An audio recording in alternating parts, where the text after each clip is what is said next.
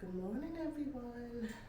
Ash and I are in the garden room slash relax room slash radio player room, and we're going to get started on some seeds and do some various projects today, and want to take you along with us. So if you're interested in starting your spring garden, stay with us.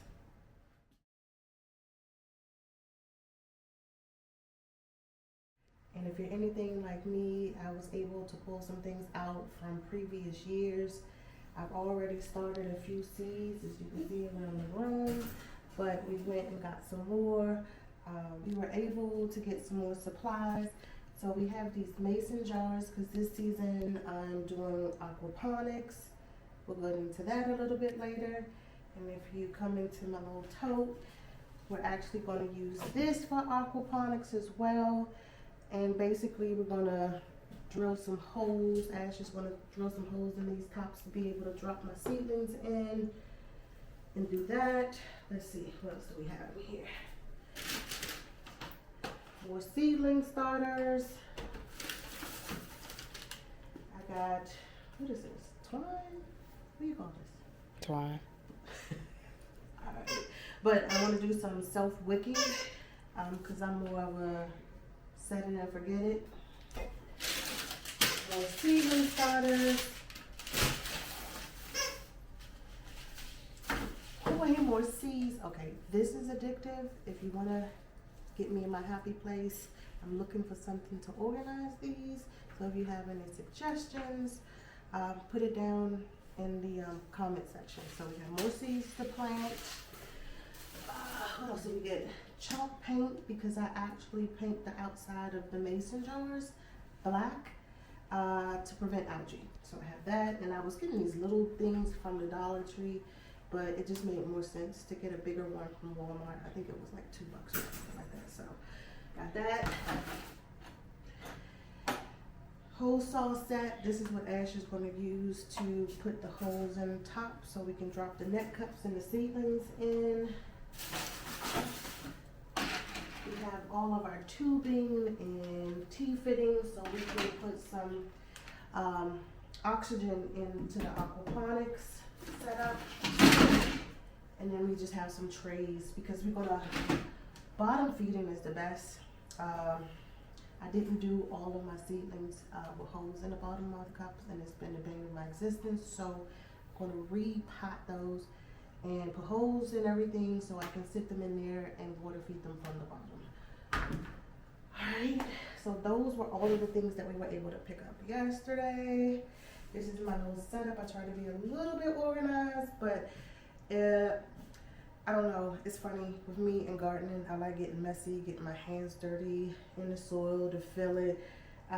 It's just my happy place. So I'm gonna sit here and do some of my seedling transfers in and get some seeds planted.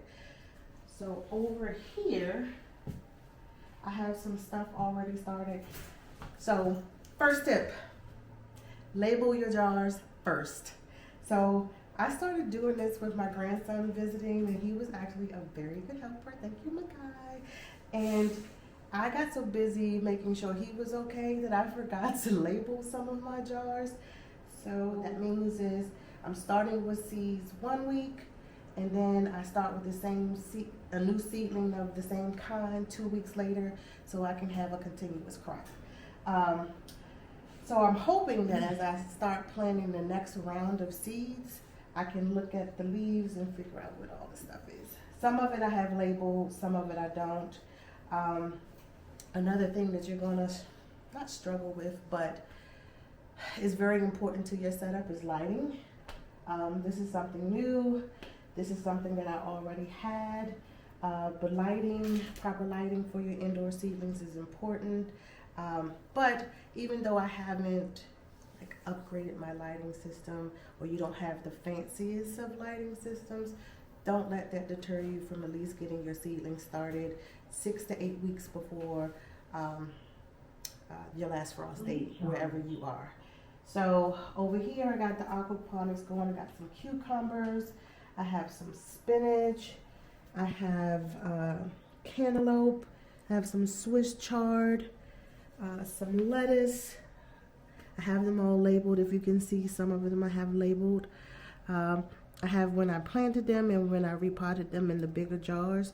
What I am finding out about the aquaponics is get the bigger jars because they are very sensitive when you transplant them. Over here, I have also some things growing in soil. I didn't have the best germination rate, so I was able to get some more seeds. This year, we're also doing something called companion planting. So these are some plants that you would plant along with your vegetables in your garden. Right here is lemon balm that I got started on 213, and it helps with pest control. Let's see. Over here, these are my pepper seeds. I started them, but I didn't have much success. But I saved the seeds because I think it was just the issue with getting them enough water. But for your pepper, sweet and hot, they like it a little bit hotter. So if you see over here, I have heat mats. That'll help with some of your germination. So take 3. We had to take some toys away from the puppy. So we have some other things that's growing over here. Swiss chard again, because we love that. Spinach as well. But if you see how that plant is trying to get to that light? This is why I say the lighting, you're going to have to play with it because it really depends on your setup. So if I had like a third wing, it would have been perfect for this setup. So I'm constantly like shifting the light to make sure that the vegetable don't stretch. Down here, again, if you're seeing, I just want to show everybody that, again, use what you have. You don't have to go out and buy expensive things. I'm using cups that we had for my party, you know, larger cups, mason jars, along with some things that I have picked up over the years. So what Ashley is showing you now is that these are Kratky hydroponics, and we basically have a sponge in there, and it's actually water that's hitting the bottom of the sponge that's keeping this hydrated. And that method of hydroponics doesn't require any air pump, but basically is the premise that your roots will grow down, and you have it in nutrient-rich water depending on what you're growing, and the roots will continually grow down. You don't have to worry about your roots draining out because the top area, we leave a space for the air roots, and then your water roots will go down into the water. But trying different methods with soil and things like that. So, and if you're like, oh, I didn't see any roots in those, they're growing through. I have them, all of my hydroponics started with rock wool. I tried cotton balls. I even grew some sprouts in sand this year. Have a big bucket that I got going because I was able to go to Tractor Supply and get me some seed starter mix. I have some other things from my more established plants, worm casting, just nutrients for your soul, especially for your heavy bottom feeders, tomatoes and things like that. Okay, I ain't even gonna lie.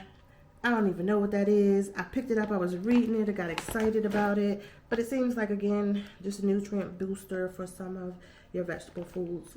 So just not advertising for anyone, but just read the instructions on the back and do what the manufacturer tells you to. Now, I will say that even though I have some of those things, I don't start my seedlings with any nutrients. I really just started with tap water and soil. As they get a little bit older and you start transplanting them, they will need some nutrients. It's different based on what you're doing. So again, if you have a brand, just do your research and follow the manufacturer's instructions. So now that I've given you all the tour, I'm literally just gonna, I honestly don't even know where I want to start. I'm so excited about the planting seeds, but I want to, again, look at what I have, make sure that all of the water levels are where they need to be, and I'll probably start transplanting some of the older ones to their permanent homes, well, not permanent, because I'm going to take them out to the garden. They're not going to stay in here forever. But at least some type of container where I'll have some time in between. That's why I was like, I know it's people will probably debate, but also put in the comments, what do you think? Like, sometimes I'll start small and then I'll get a little bit bigger and then I'll get to the final container. But you can always just start with the bigger container and then, you know, again, set it and forget it. But again, it's all your preference. I have a lot of starter stuff that I have from previous years. So again, I'm just going to use what I have. So if any of this is interesting, stay tuned. We're going to get started on some other projects.